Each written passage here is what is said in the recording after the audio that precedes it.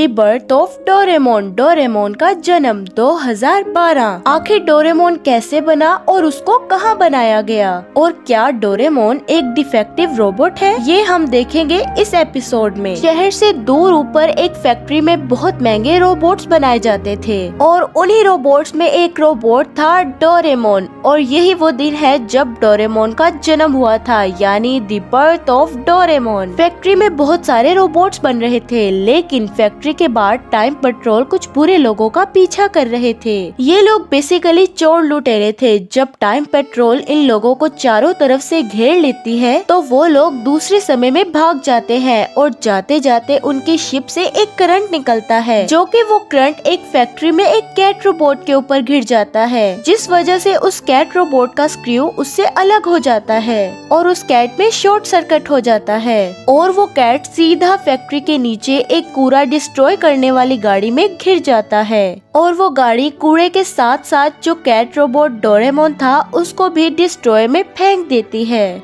लेकिन एक डोरा मियाकी नाम की कैट डोरेमोन को बचा लेती है, जो कि एक डांसिंग कैट थी, और डोरेमोन को वो कैट काफी पसंद आ जाती है। अब फैक्ट्री के सभी रोबोट्स को एक स्कूल में भेज दिया जाता है, जहां पर उन्हें अच्छी तरह टेस्ट किया जाता है और एक परफेक्ट रोबोट बनाया जाता है, जिसमें पास होने के बाद वो मार्केट में बिकने लायक तैयार हो जाते हैं। डोरेमोन भी वहां चला जाता है, जिसके बाद सभी रोबोट्स का टेस्ट लिया जाने लगता है। सभी रोबोट्स वहां पे इफेक्टिवली काम कर रहे थे, लेकिन एक रोबोट था जो ना ही अच्छे से कैलकुलेशन कर पा रहा था, और ना ही रनिंग कर पा रहा था, और ना ही स्ट्रेट डायरेक्शन में उड़ पा रहा था, और ना ही सही से गैजेट निकाल पा रहा था। जहां एनीवेयर डोर निकालना था वहां पास लूप को निकाल लेता था, और ये रोबोट कोई और नहीं बल्कि डोरेमोन ही था। हमने एपिसोड्स में भी देखा है, जहां स्मॉल लाइट से काम हो जाता था वहां डोरेमोन अलग ही गैजेट निकाल लेता था,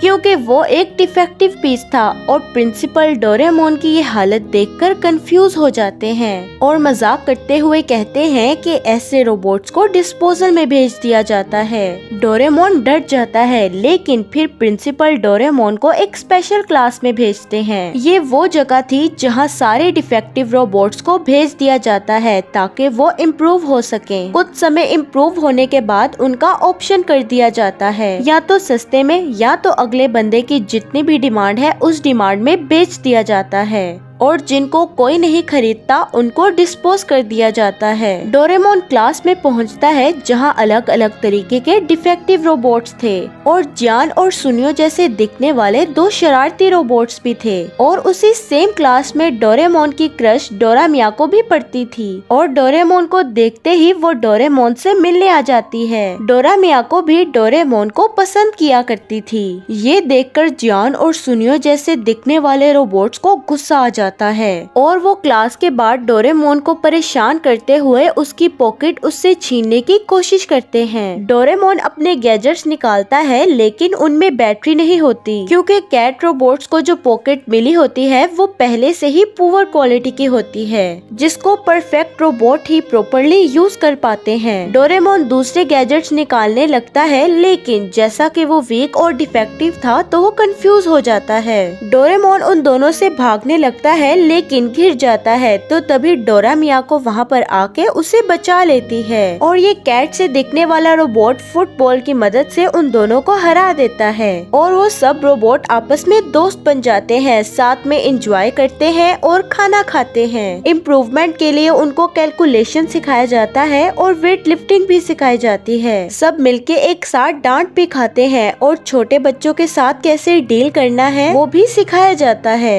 अब वो दिन आ जाता है जब उनका इम्प्रूवमेंट का टाइम पूरा हो चुका था, और उनका ग्रेजुएट का टाइम पूरा हो जाता है, और अगले दिन उनका ऑडिशन था। लेकिन डोरेमोन बहुत उदास था, क्योंकि उसने 0 इम्प्रूवमेंट की थी। लेकिन डोरा मियाको उसे थोड़ा मोटिवेट करती है, और अब शुरू होता है रोबोट ऑडिशन। ये ऑडिशन होलोग्राम की मदद से पूरे देश में दिखाया जाता है, और जिसको जो भी रोबोट पसंद आए वो रिमोट में ओके का बटन दबाकर उसको खरीद सकता है। है। सबसे पहले ऑडिशन में एक डोराजाकी नाम का गनमैन आता है जिसको टाइम पेट्रोल वाले खरीद लेते हैं। और उसके बाद जियान और सुनियो जैसे दिखने वाले रोबोट्स भी डोरेमोन की गैजेट की वजह से सिलेक्ट हो जाते हैं और उनको भी खरीद लिया जाता है। अब डोरा मियाको भी डांस करती है और उसे भी सिलेक्ट कर लिया जाता है। और अब लास्ट में बचता है डोरेमोन, जो स्टेज पे जाते ही अपने ही गैजेट से कंफ्यूज हो जाता है और कुछ का कुछ कर देता है और वो किसी भी गैजेट्स को अच्छे से यूज नहीं कर पाता और इस वजह से डोरेमोन को कोई भी नहीं खरीदता और डोरेमोन काफी मायूस हो जाता है और उसके दोस्त भी काफी मायूस हो चुके थे। ये सब प्रिंसिपल भी देख रहे होते हैं और वो कहते हैं कि जैसे हमने बाकी रोबोट्स को बनाया है वैसे ही सेम तरीके से हमने डोरेमोन को भी बनाया है, लेकिन पता नहीं कैसे डोरेमोन एक डिफेक्टिव पीस बन गया, क्योंकि ना ही वो यूजफुल है और ना ही कोई पैसे दे के डोरेमोन जैसा डिफेक्टिव पीस खरीदना चाहेगा। लेकिन तभी ऑडिशन खत्म होने के कुछ लास्ट सेकंड्स में एक छोटा सा बच्चा डोरेमोन को खरीद लेता है। तो ये सुनकर डोरेमोन और उसके दोस्त खुशी से नाचने लगते हैं और इसके फौरन बाद डोरेमोन को उसके मालिक के पास डिलीवर कर दिया जाता है, जहां उस बच्चे के पेरेंट्स से डोरेमोन को पता लगता है कि डोरेमोन उनके बच्चे से गलती से खरीदा गया है। लेकिन उनके बच्चे को डोरेमोन बहुत पसंद आता है तो वो डोरेमोन को अपने साथ रख लेते हैं ताकि वो उस बच्चे का ख्याल रख सके। और वो बच्चा कोई और नहीं बल्कि नोबिता का नाती शिवाशी था। अब डोरेमोन शिवाशी का बहुत ख्याल रखता है, उसको नहलाता है और उसके साथ उसके प्रोजेक्ट बनाने में हेल्प भी करता है और उसके साथ उसकी होमवर्क करने में मदद भी करता है और उसका बहुत अच्छा दोस्त भी बन जाता है। शिवाशी भी डोरेमोन का बहुत अच्छा दोस्त बन जाता है और शिवाशी एक तेज दिमाग का लड़का था, इसीलिए वो अपने काम खुद करना पसंद करता है। अब शिवाशी बड़ा हो जाता है तो वो अपने प्यारे दोस्त डोरेमोन का स्टैचू बना रहा होता है, लेकिन जब उससे डोरेमोन के कान सही नहीं बन रहे थे तो वो उसे सेब देने के लिए रोबोट रैट एडिटर निकालता है ताकि वो चूहा डोरेमोन के कान ठीक कर दे। और वो उस चूहे को कमांड देता है कि डोरेमोन के कान ठीक कर दो, तो वो चूहा स्टैचू डोरेमोन के कान ठीक करने की बजाय असली डोरेमोन के कान खराब कर देता है। और ये देखकर डोरेमोन चिल्लाने लगता है क्योंकि डोरेमोन के कान चूहे ने काट कर छोटे कर दिए थे। अब शिवाशी डोरेमोन को हॉस्पिटल लेके जाता है जहाँ पर डोरेमोन के कान एक मशीन के जरिए ठीक होने थे।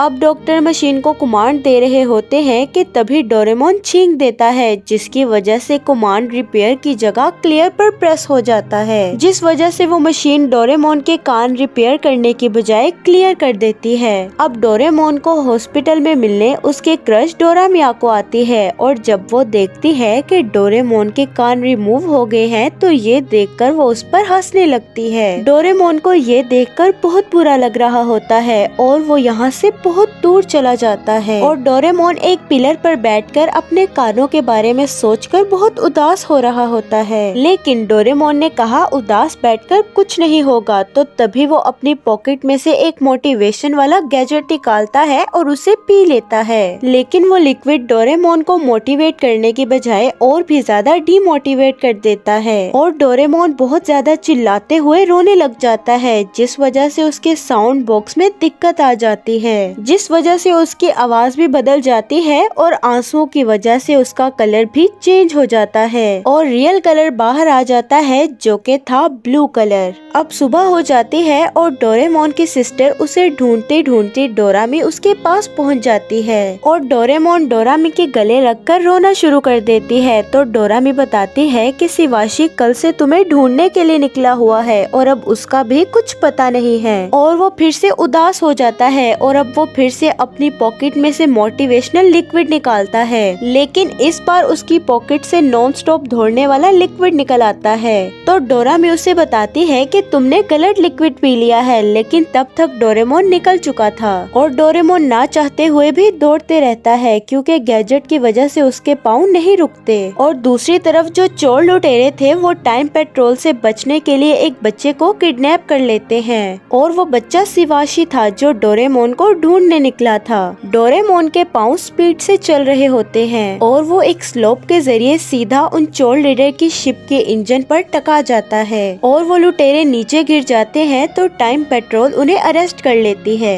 ये वो लुटेरे थे जो बहुत समय से भागे हुए थे और इन्होंने पूरे देश को परेशान कर रखा था। और शिवाशी डोरेमोन को देखकर बहुत खुश हो जाता है। शिवाशी डोरेमोन से इतना प्यार करता था कि वो उसकी आवाज बदल जाने के बाद और उसका कलर उतर जाने के बाद भी उसे पहचान लेता है। तो डोरेमोन देखता है कि उसकी पॉकेट रास्ते में ही उतर चुकी है, तो डोरामी और डोरामियाको उसकी पॉकेट वापस लाकर उसे दे देती हैं। अब डोरामियाको डोरेमोन पर हंसने के लिए उससे माफी मांगती है। ये सुनकर डोरेमोन खुश हो जाता है। अब कुछ समय के बाद तभी हमें शिवाशी दिखाया जाता है जो डोरेमोन को अपने हाथ से बनाया हुआ स्टैचू गिफ्ट करता है जो वो काफी समय से बना रहा था। अब वो सब केक कट करने के लिए रेडी होते हैं तो तभी वहाँ पर बहुत सारे मिनी डोरामी उनके ऊपर गिर जाते हैं। डोरेमोन ने चोर लुटेरे पकड़ने के लिए टाइम पेट्रोल की हेल्प की थी, जिस वजह से प्रिंसिपल ने ये खास मिनी डोरामी बनाए थे ताकि वो उसकी मदद कर सके। अब प्रिंसिपल डोरेमोन को एक स्पेशल पॉकेट गिफ्ट में देते हैं जो कि बहुत एडवांस होती है ताकि डोरेमोन बिना गलती किए उसे यूज कर सके, जिसका वो परफेक्टली यूज करके सबको जूस पिलाता है। और अब उसके पास 2 पॉकेट्स हो चुकी थी। एक तो वो स्पेशल पॉकेट जिसको वो हमेशा यूज करता है और एक वो स्पेयर पॉकेट जिसके ज्यादातर गैजेट खराब ही होते हैं। और एनीवे अब इसके बाद डोरेमोन टाइम मशीन लेकर नोबिता के पास चला जाता है। ये एपिसोड यहाँ पर ही एंड हो जाता है। The day Doraemon became evil। इस एपिसोड में डोरेमोन की सोल फ्यूचर के एक क्रिमिनल रोबोट के साथ एक्सचेंज हो जाती है। डोरेमोन उस क्रिमिनल रोबोट की बॉडी में है और वो रोबोट डोरेमोन की बॉडी में है। एपिसोड की शुरुआत होती है 22nd सेंचुरी से, जहां हम टोक्यो शहर को देखते हैं, जहां पर बैंक में एक रोबोट आता है जिसके पास बहुत खतरनाक गन थी, जिस गन से वो रोबोट बैंक को तबाह कर देता है और वो बैंक तबाह करने के बाद वहाँ से सारे पैसे लेकर चला जाता है। अब सीन शिफ्ट होता है, हम डोरेमोन और नोबिता को देखते हैं, जहाँ पर नोबिता डोरेमोन की बर्थडे के लिए उसका स्टैचू बना रहा होता है और नोबिता को डोरेमोन का स्टैचू कंप्लीट करने के लिए एक लाल नाग की जगह लाल मार्बल की जरूरत थी। नोबिता उस लाल मार्बल को काफी देर से ढूंढ रहा होता है और वो ढूंढते ढूंढते डोरेमोन के डोरा केक के ऊपर गिर जाता है और इस चीज से डोरेमोन बहुत उदास हो जाता है और वो नोबिता पे बहुत गुस्सा करने लग जाता है क्योंकि ये उसका लास्ट डोरा केक था और वो नोबिता को पकड़कर मारने लग जाता है। वो दोनों वहाँ पर लड़ ही रहे होते हैं कि डोरामी आ जाती है जो कि डोरेमोन को अपने साथ लेने आई थी क्योंकि डोरेमोन का आज चेकअप था। वैसे तो डोरेमोन डोरेमी के साथ कभी चेकअप के लिए नहीं जाता, लेकिन वो इस बार नोबिता से झगड़ा हुआ था इसीलिए वो फौरन चला जाता है। तो डोरेमी नोबिता से कहती है कि नोबिता तुम टेंशन मत लो, डोरेमोन ठीक हो जाएगा। अब डोरेमी डोरेमोन को लेकर 22nd सेंचुरी में पहुंच जाती है और वहां जाकर वो डोरेमोन से कहती है भैया नोबिता आपसे बहुत प्यार करते हैं और उन्हें आपकी बहुत फिक्र थी। अब इसके बाद वो लोग चलते चलते वहां पर आ जाते हैं जहां पर डोरेमोन का चेकअप होना था। वो जगह देखकर डोरेमोन बहुत डर जाता है और वो अंदर नहीं जाना चाहता था, लेकिन डोरेमी उसे जबरदस्ती अंदर ले आती है। तो डोरेमोन सब्स्टिट्यूशन रोप इस्तेमाल करता है जिससे कि एक बंदे की रूह दूसरे बंदे के अंदर ट्रांसफर हो जाती है। अब डोरेमोन डोरेमी के शरीर के अंदर था और डोरेमी डोरेमोन के शरीर के अंदर थी। डोरेमी बहुत गुस्से में आ जाती है। डोरेमी बहुत चालाक थी इसीलिए डोरेमोन डोरेमी से ज्यादा देर नहीं बच पाता और अब वो डोरेमोन को पकड़ के चेकअप के लिए ले जाती है। अब चेकअप मशीन स्टार्ट हो जाती है तो डोरेमोन उनसे कहता है कि तुम लोग एक रोबोट को मार रहे हो, ये तुम लोग ठीक नहीं कर रहे। अब सीन शिफ्ट होता है और हमें उसी चोर को दिखाया जाता है जो बैंक से पैसे चुरा कर पुलिस से भाग रहा होता है। उस क्रिमिनल रोबोट का नाम डेंजा था। डेंजा पुलिस से बचने की लाख कोशिश करता है लेकिन वो पकड़ा जाता है, लेकिन वो बहुत ज्यादा घायल हो चुका था। पुलिस डेंजा को रिपेयर करने के लिए हॉस्पिटल में ले आती है। वो डेंजा को उस जगह सुला देते हैं जहाँ पर डोरेमोन का चेकअप हो रहा था, लेकिन डेंजा अभी पूरे तरीके से ऑफ नहीं हुआ था। वो सब डेंजा को वहाँ पर सुलाकर वहाँ से चले जाते हैं। सबके चले जाने के बाद डेंजा डोरेमोन डोरेमोन को देखता है और उसकी नजर जाती है डोरेमोन की पॉकेट पर। उस पॉकेट से वही गैजेट बाहर निकली हुई थी जिससे सोल चेंज कर सकते हैं। वो क्रिमिनल रोबोट बहुत चालाक था, वो किसी तरीके से डोरेमोन को अपने आप से चेंज कर लेता है। अब डोरेमोन डेंजा के शरीर के अंदर था और डेंजा डोरेमोन के शरीर के अंदर। अब डोरेमोन यानी डेंजा अपना चेकअप करवा के बाहर आता है और बाहर डोरेमी डोरेमोन का वेट कर रही होती है। डोरेमी को ये नहीं पता था कि ये रियल का डोरेमोन नहीं है। डोरेमी डोरेमोन के पास जाकर कहती है कि कैसे हो तुम, लेकिन वो डोरेमी से बहुत अजीब तरीके से बात कर रहा था क्योंकि उसे पता ही नहीं था कि डोरेमी कौन है। तो वो अपने गैजेट से देखकर पता लगाता है कि डोरेमी कौन है। तो उसे पता लगता है कि डोरेमी डोरेमोन की बहन है और अब वो ये पता लगाता है कि डोरेमोन किसका रोबोट है। तो उसे पता लगता है कि ये एक बच्चे यानी नोबिता का रोबोट है। तो अब डेंजा डोरेमी से कहता है कि अब मेरा चेकअप कंप्लीट हो चुका है, मैं नोबिता के पास वापस जा रहा हूँ। डोरेमी को डोरेमोन की आवाज बहुत अजीब लगती है तो वो सोचता है कि भाई को क्या हुआ, ये इतनी डीप आवाज से कैसे बोल रहे हैं। तो वो सोचती है कि शायद डोरेमोन का अभी चेकअप हुआ है जिसकी वजह से इसकी आवाज बहुत डीप निकल रही है, जो कुछ देर में ठीक हो जाएगी। अब डोरेमोन 22वीं सेंचुरी से निकल जाता है। अब दूसरी तरफ हमें डोरेमोन दिखाया जाता है जो डेंजा के शरीर के अंदर था और वहाँ पर पुलिस आ जाती है जो डेंजा से पूछताछ कर रही होती है। वो लोग डोरेमोन से कह रहे होते हैं कि अब तुमने बहुत चोरियां कर ली हैं, अब तुम नहीं बच सकते। डोरेमोन वहाँ से बचने की कोशिश करता है लेकिन वो डोरेमोन पर गन तान देते हैं और कहते हैं कि तुम अब हमसे बचने की कोशिश नहीं कर सकते। डोरेमोन को समझ नहीं आ रहा था कि उसके साथ क्या हो रहा है। वो बोलने की बहुत कोशिश करता है लेकिन वो नहीं बोल पाता। पुलिस उसे कहती है कि तुम इस हथकड़ी को नहीं तोड़ सकते, लेकिन डोरेमोन थोड़ी ताकत लगाता है और उस हथकड़ी को तोड़ देता है, जिस वजह से वहाँ पर एक मिसाइल रखी थी जो कि एक्टिवेट हो जाती है, जिससे सब बचने के लिए उस रूम से बाहर आ जाते हैं और डोरेमोन को बहुत अच्छा मौका मिल जाता है वहाँ से भागने का। डोरेमोन वहाँ से भागने लगता है और पुलिस फिर से उसका पीछा करने लगती है। डोरेमोन पुलिस से बचते बचते एक सिक्योरिटी वाले कमरे में आ जाता है जहाँ पर डोरेमोन सीसीटीवी फुटेज में देखता है कि उसकी बॉडी को उसके सोल के साथ चेंज कर दिया गया है और जिसने डोरेमोन के साथ अपना सोल चेंज किया है वो इस टाइम नोबिता के साथ है। डोरेमोन को समझ नहीं आ रहा था कि अब क्या किया जाए। अब रात हो जाती है और डोरेमोन चोरी छुपके शिवाशी और डोरेमी के घर की तरफ बढ़ता है। शिवाशी और डोरेमी न्यूज देख रहे थे जहां पर बताया जा रहा था कि एक चोर बैंक से पैसे चोरी करके और हॉस्पिटल से भी भाग गया है और अगर ये क्रिमिनल रोबोट किसी को भी दिखाई दे तो वो तुरंत पुलिस को इन्फॉर्म करे। वो दोनों न्यूज चैनल पर डेंजा को देख ही रहे होते हैं कि तभी वहाँ पर डोरेमोन आ जाता है और वो शिवाशी की खिड़की के बाहर था। डेंजा को देखकर वो दोनों बहुत ज्यादा घबरा जाते हैं। शिवाशी तुरंत ही पुलिस को कॉल कर देता है और कहता है कि डेंजा हमारे घर के बाहर है। डोरेमोन उन्हें समझाने की बहुत कोशिश करता है कि वो क्रिमिनल नहीं बल्कि डोरेमोन है, लेकिन वो चाह कर भी बोल नहीं पा रहा था। शिवाशी के कॉल करते ही पुलिस वहाँ पर फौरन पहुँच जाती है और पुलिस से बचने के लिए डोरेमोन वहाँ से फिर से भाग जाता है और वो भागते भागते एक कूड़ेदान में घिर जाता है और अब डोरेमोन बहुत ज्यादा थक चुका था और वो कहता है कि अब कोई फायदा नहीं, मुझे कोई नहीं पहचान रहा और मैं चाह कर भी किसी को नहीं बता पा रहा कि मैं डोरेमोन हूँ। अब डोरेमोन की नजर एक टाइम बेल्ट पर पड़ती है जो कि खराब थी और डोरेमोन उस टाइम बेल्ट को ठीक करने की कोशिश करता है।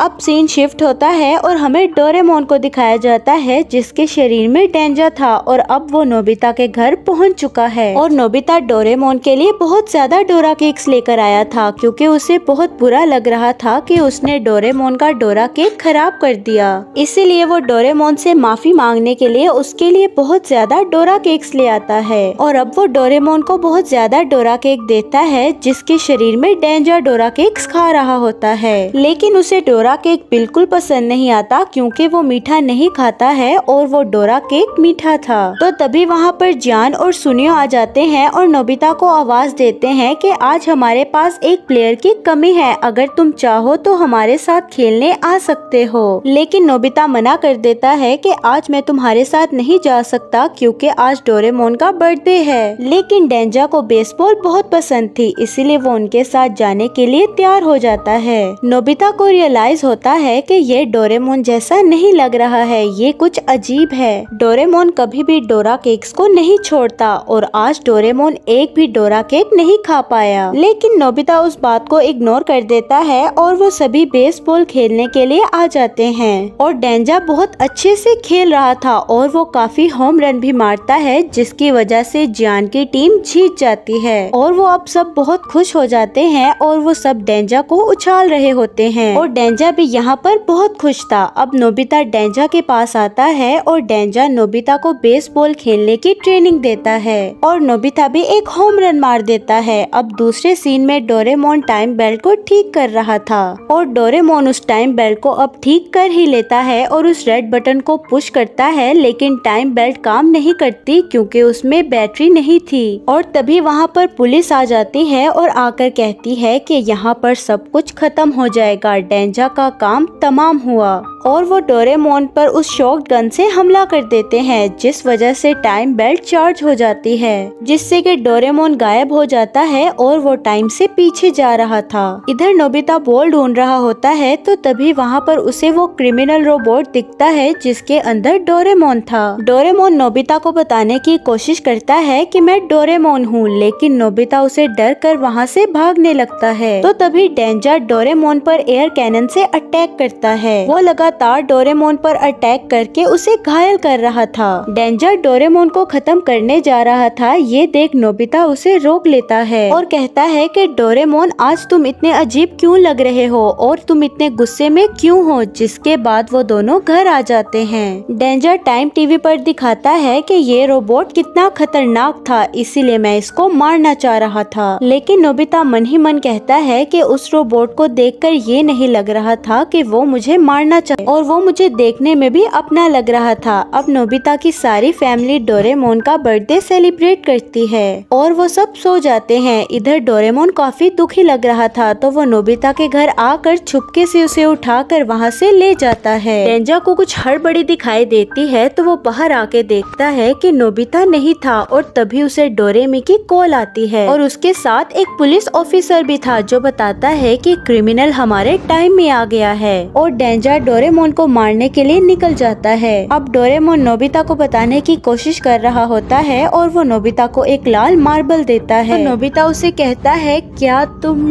डोरे, इतना वो कहता ही है कि तभी वहाँ पर डेंजा आ जाता है और उनकी फाइट स्टार्ट हो जाती है। तभी वहाँ पर 22nd सेंचुरी की पुलिस भी पहुँच जाती है और डोरेमोन अब बहुत बुरे तरीके से फंस चुका था। लेकिन नोबिता भागकर क्रिमिनल रोबोट की तरफ जाता है। किसी को समझ नहीं आ रहा था कि नोबिता ऐसा क्यों कर रहा है। नोबिता उसके पास जाकर कहता है कि तुम डोरेमोन हो ना। डोरेमोन अपना सर हिलाकर हाँ कहता है। नोबिता कहता है कि मुझे शुरू से ही लग रहा था कि तुम डोरेमोन हो। तो डेंजा नोबिता से पूछता है कि तुम्हें कैसे पता लगा कि ये डोरेमोन है। तो नोबिता कहता है कि मैं डोरेमोन को किसी भी हाल में पहचान सकता हूँ। ये सुनकर डेंजा कहता है कि नोबिता सही कह रहा है, असली क्रिमिनल मैं ही हूँ। मैं इसके साथ सोल चेंज करके भाग गया था, जिसके बाद वो उस गैजेट से डोरेमोन को अपने शरीर से चेंज कर लेता है। अब डोरेमोन बहुत खुश था और वो नोबिता से बहुत इम्प्रेस हो चुका था, क्योंकि जहाँ पर उसकी बहन ने उसे नहीं पहचाना, वहाँ पर नोबिता ने उसे एक झलक में पहचान लिया। जिसके बाद डेंजा को वापस 22nd सेंचुरी में ले जाया जाता है और अब ये एपिसोड यहीं पर ही एंड हो जाता है।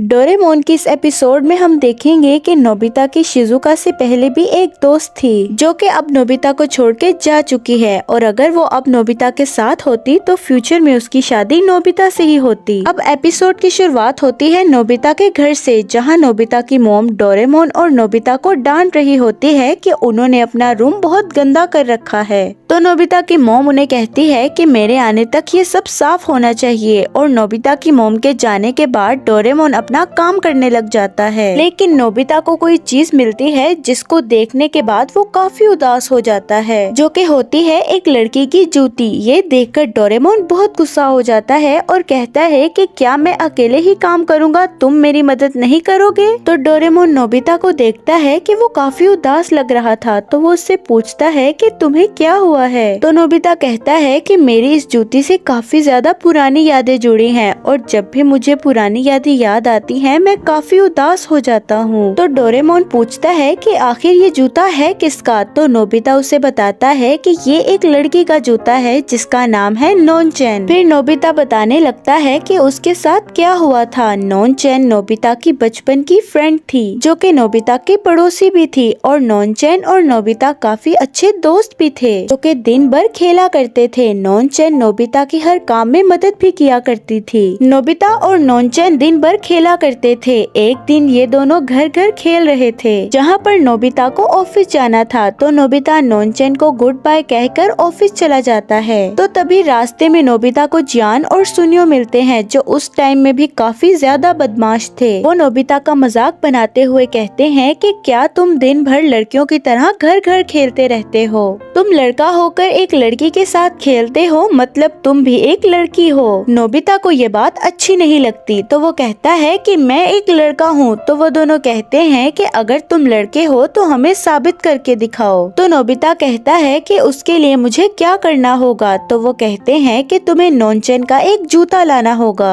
अगर तुम ऐसा कर लोगे तो हम तुम्हें मान जाएंगे कि तुम एक लड़के हो। नोबिता भी उनकी बातों में आ जाता है और बहुत हिम्मत करके नोनचेन के पास चला जाता है। तो नोनचेन उससे पूछती है कि तुम इतनी जल्दी कैसे आ गए, लेकिन नोबिता उसकी कोई भी बात का जवाब नहीं देता।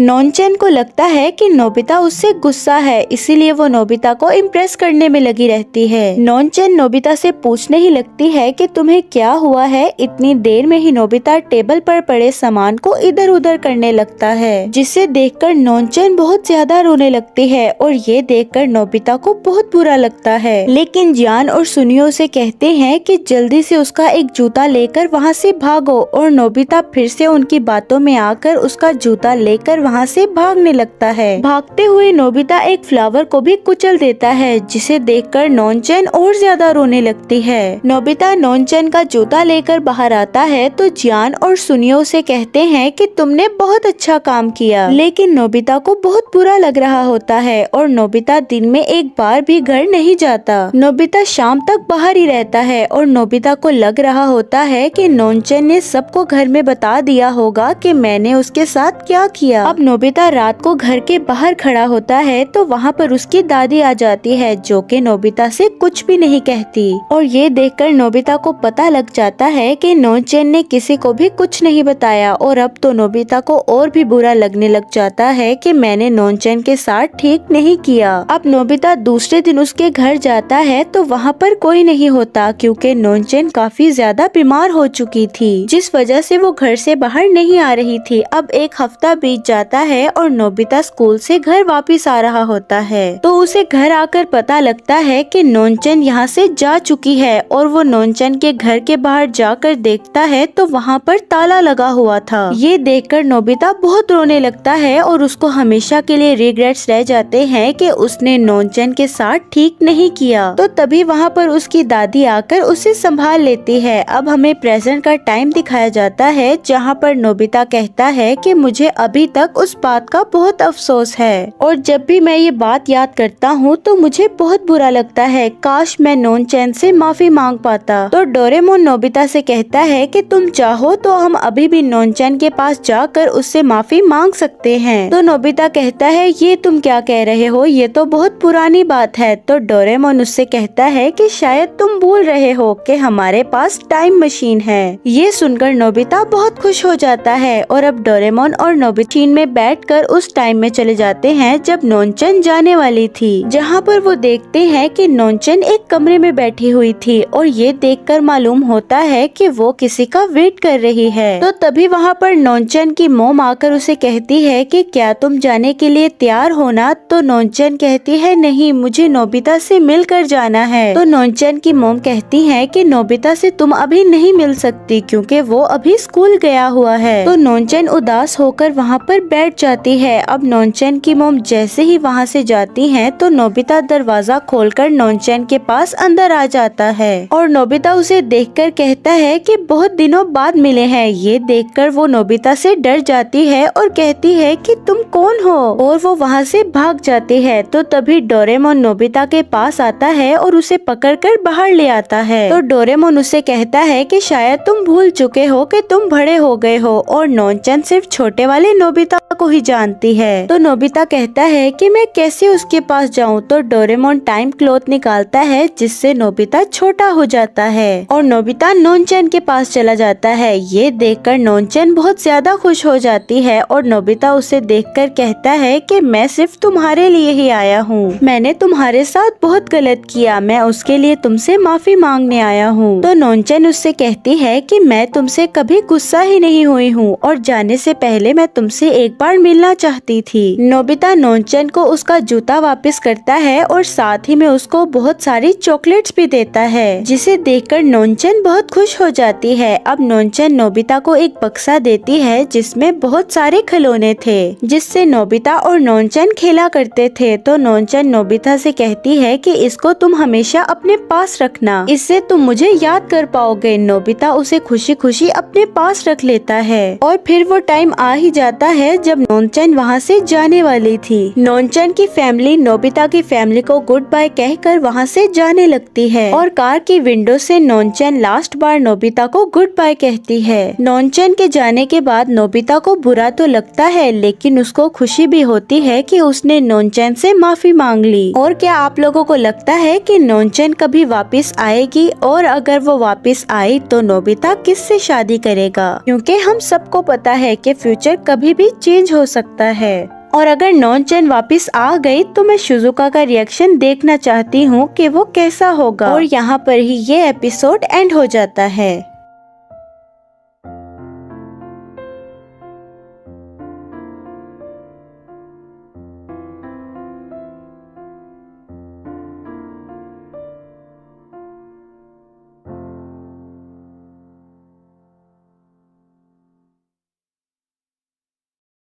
डोरेमोन नोबितास न्यू डायनासोर इस मूवी को रिलीज हुए 4 साल हो गए, बट ये मूवी अब तक हिंदी में डब नहीं की गई, लेकिन आज मैं इसको हिंदी में एक्सप्लेन करूंगी। मूवी की स्टार्ट में हमें शिजुका, जियान, सुनियो और नोबिता दिखाए जाते हैं जो कि थीम पार्क में डायनासोर देख रहे होते हैं। तभी नोबिता के पीछे एक डायनासोर आ जाता है जिसे देखकर डर कर नोबिता भागने लगता है और एक दीवार से जाकर टकरा जाता है, जिसे देखकर जियान और बाकी लोग हंसने लगते हैं क्योंकि ये एक थीम पार्क है। अब उसके बाद ये लोग फॉसिल ढूंढने लगते हैं जहाँ पर जियान को एक पत्थर में फॉसिल मिलता है। फिर एक रिसर्चर जापान के डायनासोर के बारे में कुछ बताता है। तभी नोबिता वहाँ पर एक पत्थर लाता है जो कि उसके हिसाब से एक फॉसिल था, पर वो तो एक मामूली पत्थर निकलता है जिस पर जियान और सुनियो फिर से उसका मजाक बनाते हैं। ये देखकर नोबिता कहता है कि वो एक दिन असली डायनासोर जरूर लाएगा। ये सुनकर आसपास के लोगों के कान खड़े हो जाते हैं, जिस पर वो सब फिर से हंसने लगते हैं। तो नोबिता शर्त लगाता है कि अगर वो असली डायनासोर नहीं ढूंढ कर लाया तो वो अपनी आंख से पीनट खाएगा। इतना बोलकर वो गुस्से से वहाँ से जा रहा होता है कि तभी उसका पैर एक पत्थर से टकराता है और वो नीचे गिर जाता है। लेकिन जैसे ही उसका ध्यान पत्थर पर जाता है तो वो डोरेमोन को चिल्लाते हुए पत्थर लेकर घर भागता है। अगले सीन में हम डोरेमोन को बहुत जोर जोर से हंसता हुआ देखते हैं क्योंकि नोबिता बोलता है कि ये डायनासोर का एग है। उसके बाद वो डोरेमोन से टाइम क्लॉथ मांगता है ताकि वो कंफर्म कर सके कि ये डायनासोर का एग है कि नहीं। पहले तो डोरेमोन मना कर देता है लेकिन नोबिता उसे मना लेता है और अब वो उस एग को टाइम क्लॉथ में बांधकर शाम तक के लिए रख देते हैं, पर कोई फायदा नहीं होता और रात को नोबिता सोते वक्त उसे अपने पास रख लेता है और सुबह उठकर वो देखता है कि उस टाइम क्लॉथ में हलचल होने लगी है और वो खुशी से जल्दी से डोरेमोन को उठाता है, जिसके अंदर सच में एक एग था और वो उसी समय टूटने लगता है और थोड़ी देर में उसके अंदर से एक पिंक डायनासोर निकलता है, जिसे देखकर वो काफी खुश होते हैं। तभी नोबिता की नजर अंडे में पड़ती है जिसमें एक ग्रीन डायनासोर और था, जिसे नोबिता खुशी से अपने हाथ में उठा लेता है। पर उन्हें समझ नहीं आ रहा था कि ये डायनासोर की कौन सी नस्ल है। तो डोरेमोन इंसाइक्लोपीडिया में इनके बारे में देखता है तो उसे कुछ भी नहीं मिलता। तो नोबिता खुशी से इनका नाम क्यो और म्यो रख लेता है। फिर वो डिसाइड करते हैं कि जब तक ये बड़े नहीं हो जाते तब तक ये हमारे साथ रहेंगे। अगले सीन में हम नोबिता को क्यो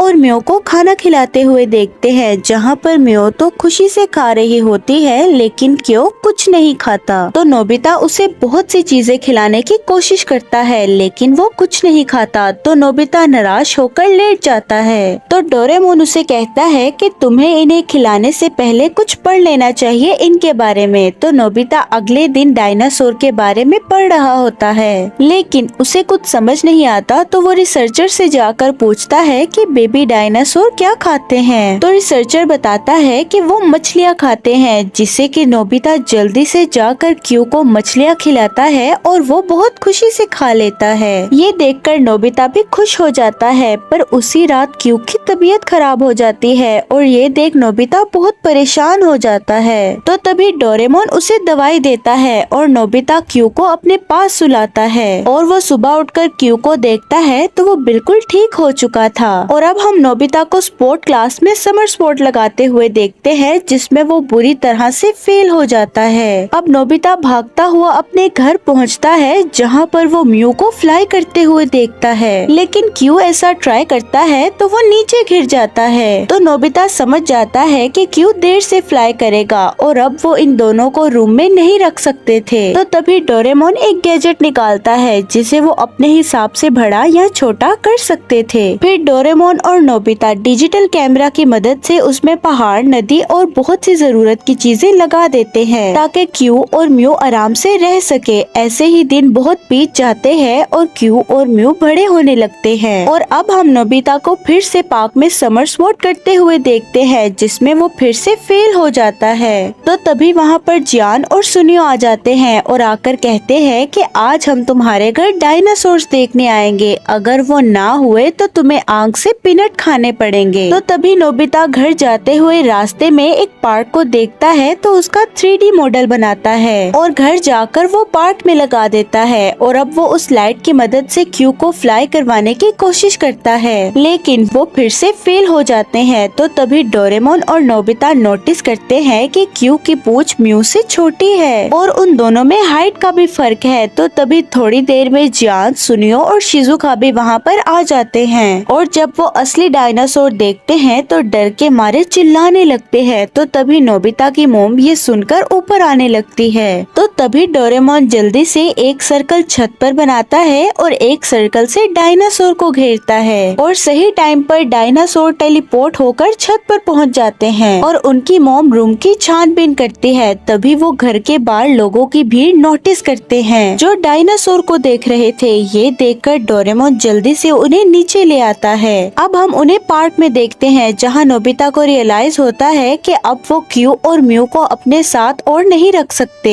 इसीलिए डोरेमोन डिसाइड करता है कि अगले दिन वो उसे उनके टाइम में छोड़ आएगा। इसीलिए वो अगले दिन सब तैयार होकर टाइम मशीन से पास्ट में जाने लगते हैं, जहाँ टाइम मशीन बहुत जोर से हिलने लगती है और कुछ ही समय में सब कुछ ठीक हो जाता है। अब वो सब लोग डेस्टिनेशन पर पहुंच जाते हैं और डोरेमोन उन सबको उतरने से पहले एक स्पेशल सूट देता है, क्योंकि उस समय का टेम्परेचर और ऑक्सीजन डायनासोर के हिसाब से था। अब वो लोग बाहर जाते हैं तो वहाँ पर एक बहुत बड़ा जंगल था। अब नोबिता क्यू और म्यू को सेट से बाहर निकालकर जंगल में छोड़ देता है। अब डोरेमोन सबको मल्टी फंक्शनल स्कार्फ देता है और वो सब क्यू और म्यू की फैमिली को ढूंढना शुरू कर देते हैं, जहाँ पर वो स्टेबल सोर्स को देखते हैं जो कि 100 मिलियन साल पहले ही खत्म हो चुके थे। तो नोबिता को याद आता है कि जब मशीन हिल रही थी तो उसका हाथ सेंसर पर पड़ा था और शायद इसीलिए वो लोग गलत टाइम में आ गए हैं। ये सुनकर जियान बहुत गुस्सा होता है। तो तभी वहाँ पर एक डायनासोर उनके पीछे पड़ जाता है। तो तभी वो लोग टाइम मशीन की ओर जल्दी से भागने लगते हैं, लेकिन क्यू और नोबिता बहुत पीछे थे और एक नदी क्रॉस करते हुए नोबिता से मॉडल सेट नीचे गिर जाता है, लेकिन वो उसको छोड़कर क्यू के साथ भागते हुए टाइम मशीन में पहुंच जाता है और वो सही टाइम पर पहुंचकर बैम्बू कॉप्टर से उड़ते हुए अपना काम शुरू करते हैं। लेकिन जब उन्हें कुछ नहीं मिलता तो डोरेमोन क्यू डायनासोर के फुटप्रिंट स्लाइड अप कर देता है और सब उनकी तरफ बढ़ने लगते हैं। अब सीन कट होकर एक लैब की तरफ आता है जहाँ पर एक बंदा उन पर नजर रख रहा था और साथ ही में एक औरत को उनकी सारी इंफॉर्मेशन दे रहा था। अब वो सब लोग आगे बढ़ रहे होते हैं तो तभी वहाँ पर क्यू को कुछ पीछे दिखता है और जैसे ही वो सब लोग पीछे देखते हैं तो वहाँ पर उनके पीछे बहुत सारे पेट्रोसोरस आ रहे थे।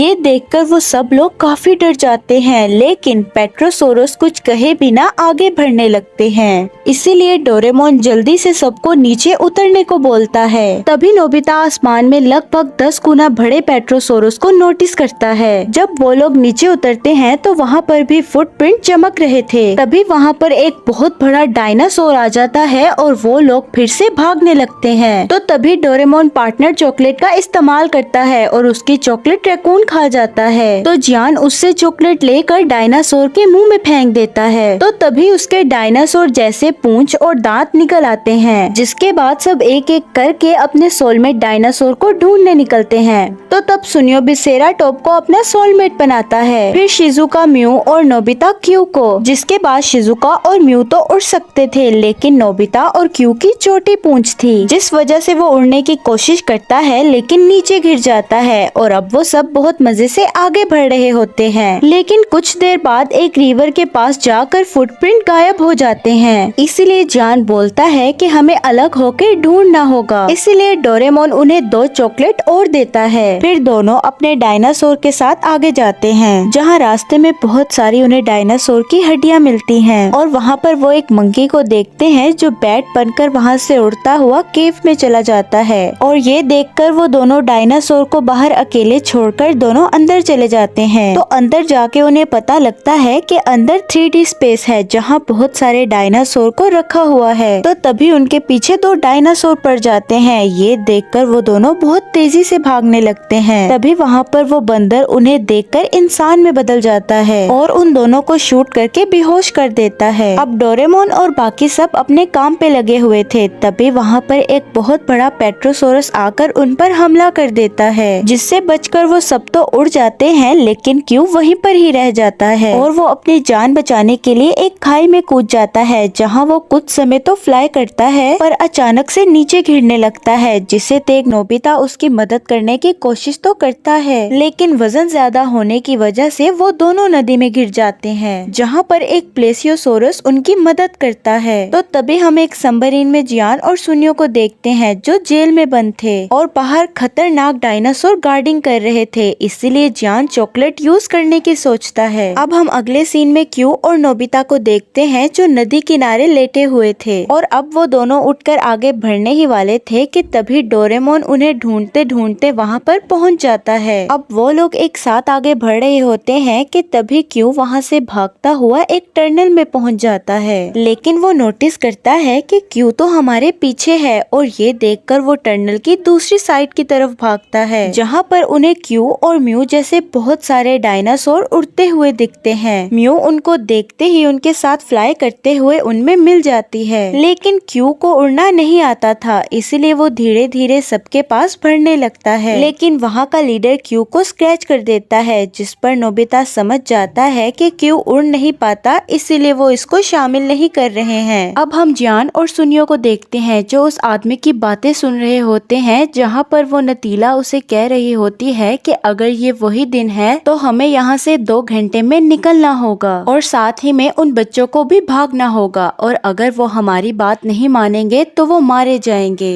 ये सुनकर जियान और सुनियो परेशान हो जाते हैं। तभी वो आदमी बैट बनकर वहाँ से जाने लगता है और मौका देखकर जियान और सुनियो उसके रूम की चेकिंग करने लगते हैं, जहाँ पर उन्हें उस आइलैंड का मैप दिखता है जहाँ पर डायनासोर रहते थे, जिसे देख वो बहुत शॉक्ड हो जाते हैं। अगले सीन में हम नोबिता को क्यू को प्रैक्टिस करवाते हुए देखते हैं ताकि वो उन सब में शामिल हो सके और उस टाइम क्यू को काफी चोट लगती है और वो गिर जाता है, जिस पर नोबिता उसे फिर से वापस खड़ा होने को बोलता है। पर क्यू परेशान होकर नोबिता को स्क्रैच करके भाग जाता है। ये देखकर नोबिता भी गुस्से से वहाँ से चला जाता है। अगले सीन में हम शिजुका को नोबिता को समझाते हुए देखते हैं ताकि वो फिर से क्यू के पास जाए और इसमें वो कामयाब भी हो जाती है और नोबिता भागते हुए क्यू के पास जाता है जो प्रैक्टिस कर रहा था और नोबिता उसे कुछ नहीं बोलता और पास ही एक पेड़ की मदद से समरसॉट करने लगता है, लेकिन वो बहुत बार गिरता है जिसे देखकर क्यू भी मोटिवेट हो जाता है। ये देखकर क्यू भी प्रैक्टिस करने लग जाता है और वो दोनों बहुत बार गिरते हैं और अब थक कर वहीं पर ही लेट जाते हैं। तो नोबिता क्यू को बताता है कि वो उससे बहुत प्यार करता है और उससे प्रॉमिस लेता है कि हम दोनों अपना अपना मिशन जरूर पूरा करेंगे।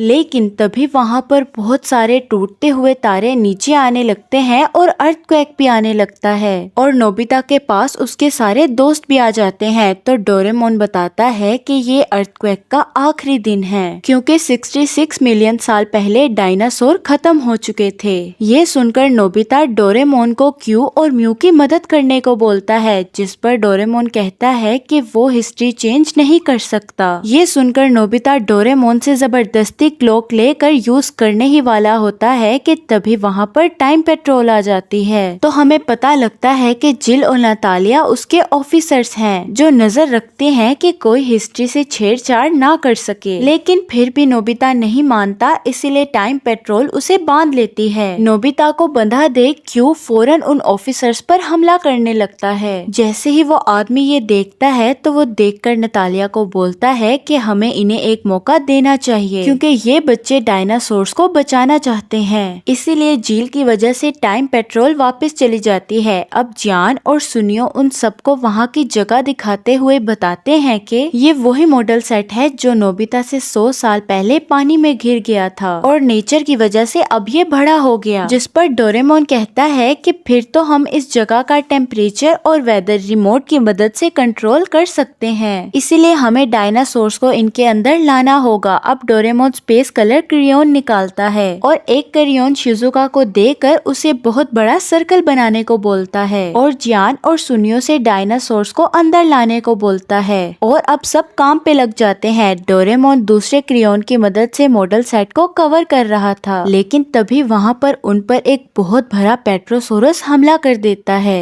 लेकिन डोरेमोन जल्दी से क्रेयॉन नोबिता को पकड़ा कर फायर गन से उस पर हमला करना शुरू कर देता है। तो वहीं दूसरी तरफ जियान और सुनियो की मदद करने उनके डायनासोर्स उनके पास आ जाते हैं। फिर हम देखते हैं कि एयर गन का पेट्रोसोरस पर कोई असर नहीं होता। तो डोरेमोन जल्दी से स्मॉल लाइट निकालने की कोशिश करता है। इसी बीच पेट्रोसोरस का पंख डोरेमोन को लगता है और वो नीचे गिर कर बेहोश हो जाता है और अब पेट्रोसोरस नोबिता के पीछे पड़ जाता है और नोबिता का उससे बचते बचते बैम्बूकॉप्टर टूट जाता है और वो पेट्रोसोरस का पंख पकड़कर लटक जाता है, लेकिन धीरे धीरे उसकी पकड़ छूटने लगती है। ये देखकर क्यू उड़ने की कोशिश करता है और नोबिता के साथ बिताए हुए पल को सोचने लगता है और इस बार भी वो पूरी जान लगाकर जंप लगा देता है और वो फिर से नीचे गिरने लगता है। लेकिन जैसे ही वो जमीन से टकराने वाला था वो अपने विंग स्लैप करता है और किसी तरह उड़ता हुआ नोबिता को गिरते वक्त बचा लेता है।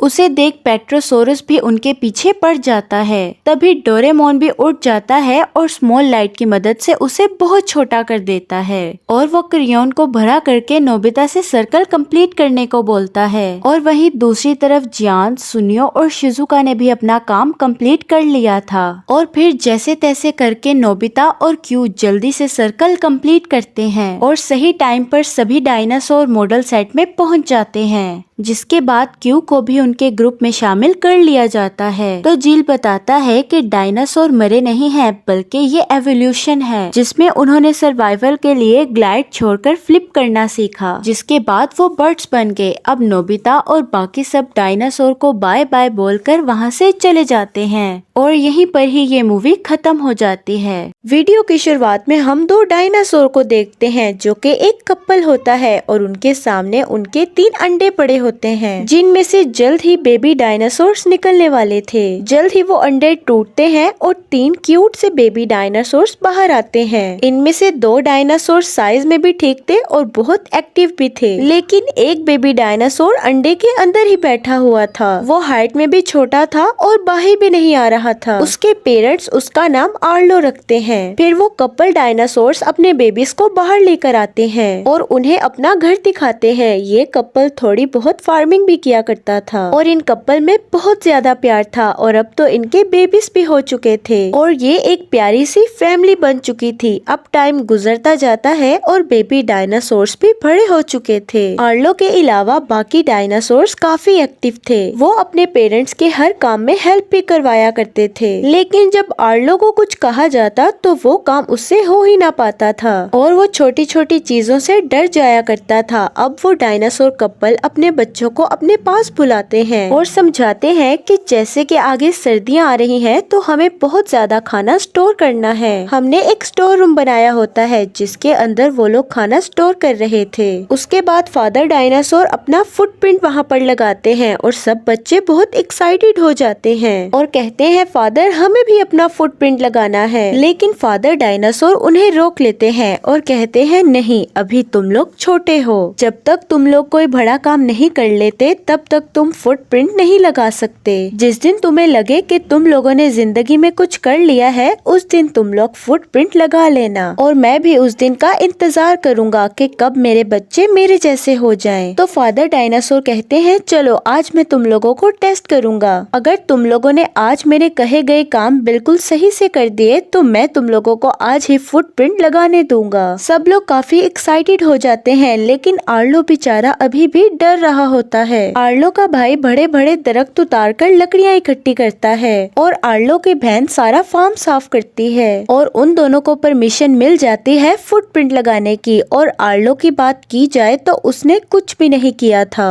क्योंकि उससे कुछ हो ही नहीं पा रहा था, इसलिए उसके फादर उसे अलाउ नहीं करते। आर्लो बहुत उदास हो जाता है तो तभी उसका भाई उसे आकर छेड़ने लगता है कि तुम तो छोटे बच्चे हो, कुछ भी नहीं कर सकते हो। तो आर्लो उसे कहता है कि मुझे ऐसा नहीं कहो, मुझे बुरा फील होता है, मैं अपनी तरफ से कोशिश करता हूँ लेकिन मुझसे नहीं हो पाता। लेकिन आर्लो का भाई उसे छेड़ता रहता है तो तभी वहाँ पर उसकी फैमिली आ जाती है और आर्लो के भाई को डांट पड़ती है कि अपने भाई को तंग मत करो। तो तभी आर्लो कहता है कि आप लोगों को ये लगता है ना कि मैं कुछ नहीं कर सकता, मैं भी एक दिन जरूर कुछ करूँगा और यहाँ पर अपना फुटप्रिंट लगाऊंगा। अब रात को आर्लो सो रहा होता है तो तभी उसके फादर वहाँ पर आते हैं और कहते हैं बेटा आर्लो मेरे साथ चलो, और वो दोनों रात में वॉक करने लगते हैं जो कि काफी क्यूट सीन है। तो आर्लो के फादर उसे समझाते हैं कि जब तक तुम डरते रहोगे तब तक तुम कुछ नहीं कर पाओगे, मुझे तुम्हारे डर को खत्म करना है, कॉन्फिडेंट रहो, तुम्हारे लिए कुछ भी करना मुश्किल नहीं है। अब वो लोग सो जाते हैं तो उसके फादर सुबह उठकर देखते हैं कि उनका स्टोर किया हुआ खाना कोई ले गया है। वहाँ पर कोई ऐसा जानवर आया था, या तो उनका खाना खा गया या तो उनका खाना चुरा कर ले गया और वो सब काफी परेशान होते हैं। तो आर्लो के फादर उसे कहते हैं कि बेटा अब टाइम आ गया कि मैं तुम्हारे कॉन्फिडेंस को टेस्ट करूं और मैं देखूं कि तुमने मेरी बातों का कितना असर लिया और मेरी बातें कितनी सीखी हैं। और तुम्हारा काम ये है कि तुमने उस जानवर को पकड़ कर लाना है जिसने हमारा खाना चुराया है। तुम्हें उसे जाल में फंसाना होगा और फिर उसे मारना भी होगा, और अगर तुमने ये कर दिया तो मैं तुम्हें भी वहाँ फुटप्रिंट लगाना अलाउ कर दूंगा। आर्लो ये सुनकर काफी एक्साइटेड था और अब आर्लो के फादर उसके साथ जाल बिछाने में उसकी मदद करते हैं और आर्लो वेट कर रहा होता है कि वो जानवर कब आए, और जहाँ पर उन्होंने ट्रैप लगाया होता है वहाँ पर वो लोग कॉर्न्स रख देते हैं। अचानक से वहाँ पर एक जंगली बच्चा आता है और उन कॉर्न्स को उठाने लगता है, यानी असल में चोर कोई और नहीं बल्कि यही जंगली बच्चा था। तो आर्लो जल्दी से अपना ट्रैप उस पर फेंक देता है और वो बच्चा उस नेट में फंस चुका था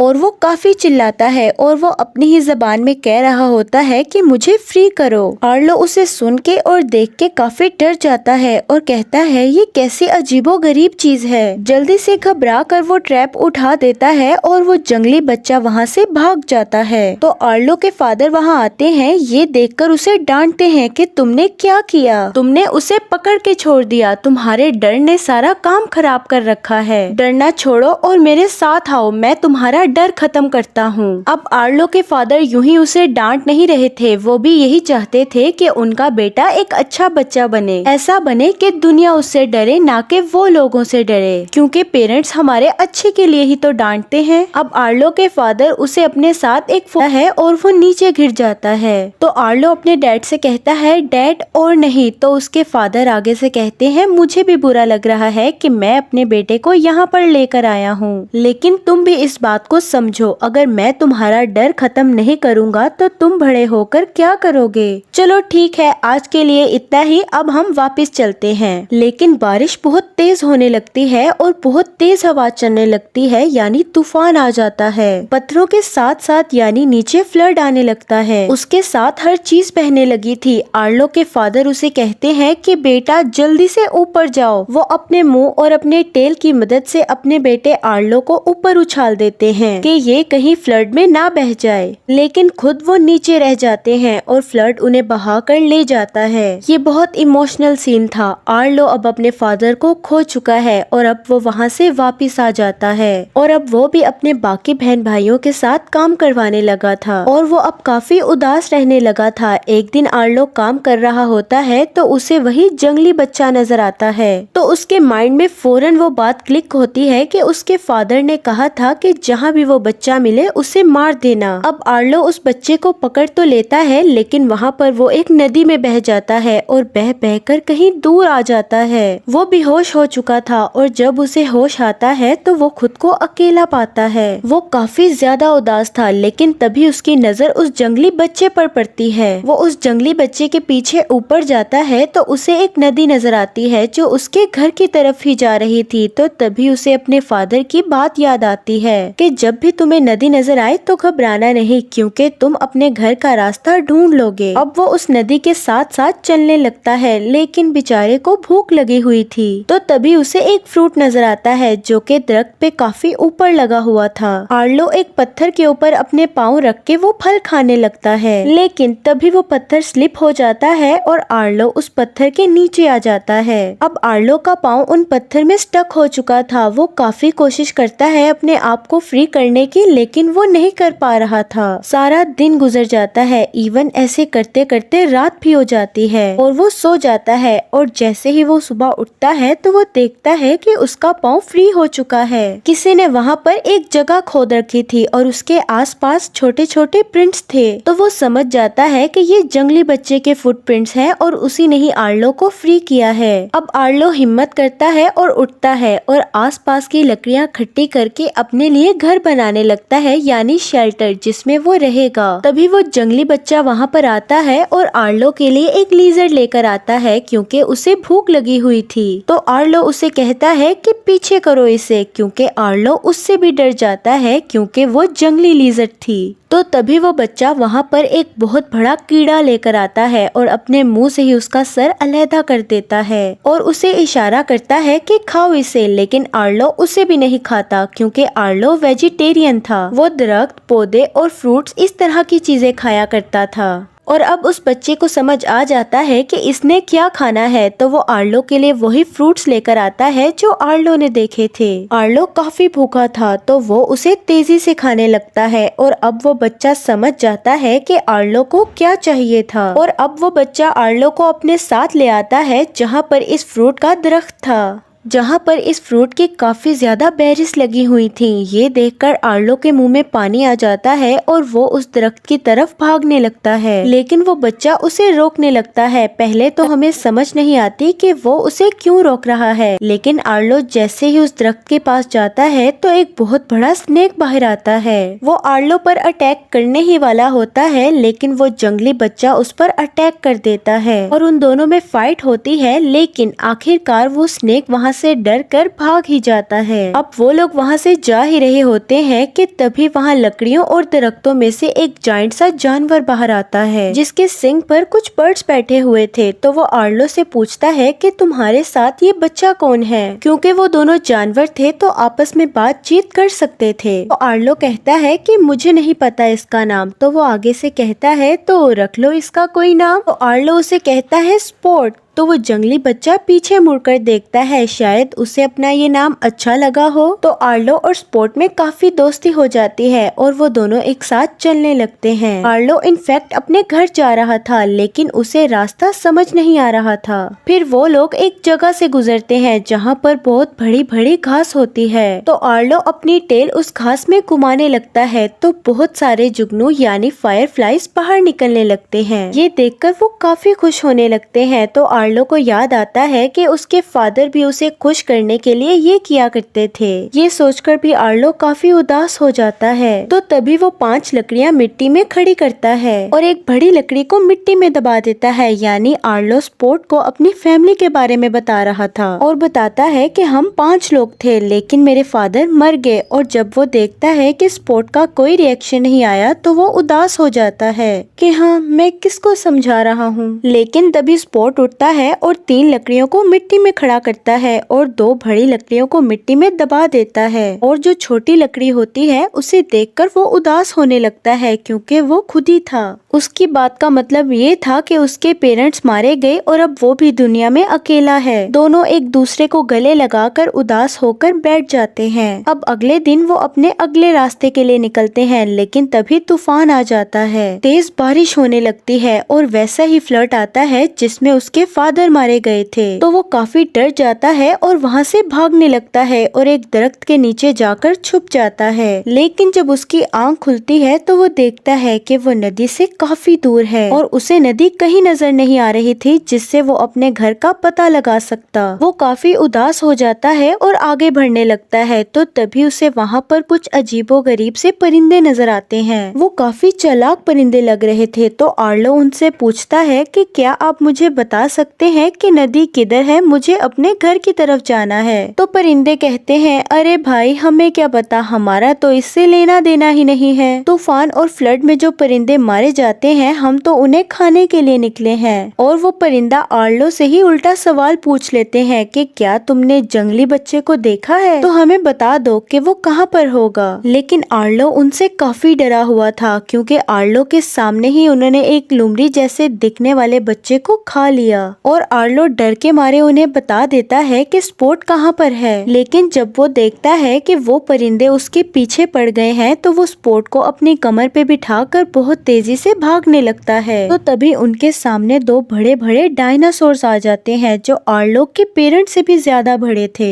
तो आर्लो उन्हें देखकर भागने लगता है। तो तभी वहाँ पर एक बड़ा डायनासोर आता है जो उन 2 डायना फादर था और वो आर्लो को बुलाता है और कहता है कि डरो नहीं, हम भी वेजिटेरियन हैं। तो आर्लो उनसे पूछता है कि क्या आप मुझे बता सकते हैं कि नदी कहाँ पर है, मुझे अपने घर जाना है। तो वो कहते हैं ठीक है, मैं तुम्हें बता दूंगा, लेकिन मेरे साथ एक इशू हो गया है, मेरी भैंसों को कोई चुरा कर ले गया है। तो तुम दोनों मेरी ढूंढने में मदद करो। और वो सब अब भैंसे ढूंढने में उनकी मदद कर रहे होते हैं और वो उन्हें मिल भी जाती हैं। और वो बड़ा सा डायनासोर उसे कहता है कि इसी जगह जहाँ पर मेरी भैंसें खड़ी हैं, यहाँ पर उनको चुराने वाले भी होंगे। और वो आर्लो से कहता है जहाँ पर तुम्हें वो पत्थर दिख रहा है वहाँ जाकर चिल्लाओ, ताकि जिन्होंने मेरी भैंसों को चुराया वो बाहर आ जाएं। आर्लो काफी डर रहा था, लेकिन उसे अपने घर का पता भी ढूंढना था, इसीलिए वो वहाँ पर चला जाता है। और वो जैसे ही पत्थर पर खड़ा होकर चिल्लाने लगता है, उसकी तो आवाज ही नहीं निकलती, ऐसे लगता ही नहीं कि वो डायनासोर है। तो स्पोर्ट उसके पाँव पर जोर से काटता है और अब निकलती है आर्लो की सही आवाज। और वो जोर से चिल्लाता है और उसकी आवाज सुनकर भैंसों को चुराने वाले बाहर निकल आते हैं, जो कि उन क्रीपी परिंदों जैसे दिखने वाले पतले पतले डायनासोर्स थे। और जैसे ही वो बाहर निकलते हैं तो तभी वहाँ से बड़े बड़े डायनासोर्स आकर उन पर अटैक करने लगते हैं। दोनों में काफी लड़ाई होती है और फाइनली वो पतले पतले क्रीपी डायनासोर्स वहाँ से भाग जाते हैं और जायंट डायनासोर भैंसे लेकर अपनी वहाँ से चले जाते हैं। और स्पोर्ट और आर्लो भी उनके साथ चले जाते हैं। अब रात हो जाती है और वो लोग आपस में बैठकर बातें कर रहे होते हैं और बड़ा डायनासोर अपने बारे में बताने लगता है कि मैं बहुत पावरफुल हूँ, मैंने ये काम किए वो काम किए। तो आर्लो उन्हें बताता है कि मेरे फादर भी आपकी तरह बहुत पावरफुल थे और पता है उन्हें डर भी नहीं लगता था। तो वो जायंट डायनासोर कहता है, ना बेटा, ऐसा तो हो ही नहीं सकता कि किसी को डर ही ना लगता हो। डर सबको लगता है, ये तो नेचर में होता है। असल बात ये होती है कि उसे ओवरकम कैसे करना है। हाँ, अपने डर को साथ लेकर चलो, लेकिन उसे कभी हावी मत होने दो। जब तुम सीख जाओगे कि चीजों को कैसे फेस करना है, तब तुम खुद ब खुद स्ट्रोंग हो जाओगे। और ज्यादा सोचो ना, हम सुबह होते ही तुम्हारे घर की तरफ निकल पड़ेंगे। अब सुबह हो जाती है और जायंट डायनासोर इवन के उसकी भैंसे भी आर्लो को छोड़ने के लिए निकल पड़ती हैं। अब वो चलते चलते इतना ऊपर पहुंच चुके थे कि उनका सर बादलों में आ रहा था। तो तभी उन्हें पहाड़ नजर आते हैं और पहाड़ों के साथ नदी थी, यानी कि आर्लो का घर बहुत ही करीब था। अब जायंट डायनासोर आर्लो और स्पोर्ट से कहते हैं, ये लो बच्चों, मैंने तुम लोगों को यहाँ तक पहुँचा दिया, हमें भी अब अपने घर जाना होगा, तुम लोग सेफली पहुँच जाना। आर्लो बहुत खुश होता है और जंप्स लगाते हुए उस तरफ बढ़ने लगता है और वो लोग बहुत आवाजें निकाल रहे होते हैं। तो तभी उन्हें सामने से नजर आता है कि एक जंगली इंसान भी उन्हीं की तरह आवाजें निकाल रहा था। स्पोर्ट उसे काफी गौर से देख रहा था और जैसे ही वो उसकी तरफ बढ़ने लगता है तो आर्लो उसे पकड़कर अपनी कमर पे बिठा लेता है और आगे बढ़ने लगता है और वो उन्हीं पत्थरों पर पहुंच जाता है। लेकिन तभी वहाँ पर वो क्रीपी परिंदे भी आ जाते हैं और वो स्पोर्ट को पकड़कर अपने साथ ले जाते हैं। आर्लो बहुत कोशिश करता है उसे छुड़ाने की, लेकिन वो नीचे गिर जाता है और आर्लो अब जंगल में बहुत बुरे तरीके से फंस चुका था। लेकिन तभी वहाँ पर उसके फादर आते हैं और आर्लो अपने आप को उन दरख्तों के ट्रैप से फ्री करवाता है और वो अपने फादर के पीछे पीछे चलने लगता है और कहता है कि पापा आप वापिस आ गए। लेकिन तभी आर्लो नोटिस करता है कि उस गीली मिट्टी पर आर्लो के पाँव के निशान तो पड़ रहे थे, लेकिन उसके फादर के नहीं, यानी कि ये सिर्फ उसकी इमेजिनेशन थी। लेकिन इसी इमेजिनेशन में आर्लो के फादर उसे कह गए थे कि तुम्हें स्पोर्ट को ढूंढना होगा और आर्लो भी स्पोर्ट को ढूंढना चाहता था क्योंकि वो उसे मिस कर रहा था। अब आर्लो आगे बढ़ने लगता है और चिल्लाने लगता है। तो तभी वो देखता है कि स्पोर्ट को एक लकड़ी में रखकर वो क्रीपी परिंदे खाने की कोशिश कर रहे थे, लेकिन स्पोर्ट उस लकड़ी में छुपा होता है। आर्लो का पहली बार कोई दोस्त बना था, तो आर्लो को उसे ऐसी हालत में देखकर बहुत गुस्सा आता है। यहाँ हम आर्लो को पहली बार मैच्योर और बहुत गुस्से में देखते हैं। आर्लो बहुत जोर से चिल्लाता है, लेकिन तभी फ्लड आने लगता है बहुत ज्यादा। उसके साथ हर चीज बहकर आ रही थी, लेकिन आर्लो कोई परवाह नहीं करता और नदी में कूद जाता है और वो स्पोर्ट को बचा लेता है। जैसे तैसे करके वो स्पोर्ट को नदी से बाहर ले आता है, लेकिन उसकी बॉडी भी काफी बाउंडेड हो चुकी थी, यानी कि आर्लो को भी काफी चोटें आई थी। अब वो दोनों फिर से आगे बढ़ने लगते हैं, तो तभी स्पोर्ट को वहाँ पर वो जंगली इंसान फिर से नजर आता है और अब की बार आर्लो उसे अलाउ कर देता है कि तुम उसके पास जा सकते हो। तो स्पोर्ट जल्दी से भागकर उसके पास जाता है और वो देखता है कि ये तो मेरे फादर हैं। उसकी मदर और उसके बहन भाई भी वहाँ पर होते हैं। स्पोर्ट के फादर उसे प्यार करते हैं और उसे अपनी गोद में बिठा लेते हैं। जब आर्लो ये सीन देखता है तो उसे भी अपनी फैमिली बहुत याद आने लगती है। तो जल्दी से स्पोर्ट उसके पास आता है और उसकी कमर पर जाकर बैठ जाता है, यानी कि वो अभी भी उसके साथ उसकी फैमिली ढूंढना चाहता था। लेकिन आर्लो उसे पीछे करते हुए कहता है, नहीं, तुम अपनी फैमिली के पास जाओ, तुम्हारी जगह यहाँ है, तुम भी प्यार और केयर डिजर्व करते हो। और यहाँ दोनों एक दूसरे को सैडली गुड बाय कहते हैं, ना चाहते हुए भी। अब आर्लो अपनी फैमिली की तरफ निकल जाता है और चलते चलते अब फाइनली उसे अपना घर दिखाई देता है और वो काफी रोने लगता है। अब सामने से उसकी मदर, बहन और भाई भी आते हैं और वो सब उससे मिलने लगते हैं और वो अपने फैमिली के लीडर यानी आर्लो के फादर को भी मिस कर रहे थे। तो आर्लो की मदर उसे कहती है कि तुमने बहुत अच्छा काम किया और अब वो दिन आ गया है जब तुम अपने फादर के ख्वाब को पूरा करने वाले हो। उन्होंने यही कहा था ना कि जिस दिन तुम बड़ा काम करोगे उस दिन तुम अपना फुटप्रिंट लगा सकते हो, तो अब लगा लो फुटप्रिंट। आर्लो ये सुनकर काफी खुश हो जाता है कि उसने अपने बाप का ख्वाब पूरा कर दिया। आज उसके फादर उसके पास नहीं है, लेकिन वो हमेशा स्ट्रॉन्ग रहेगा और वो अपने फादर के फुटप्रिंट के साथ अपना फुटप्रिंट लगा देता है। और यहाँ पर ही ये मूवी एंड हो जाती है।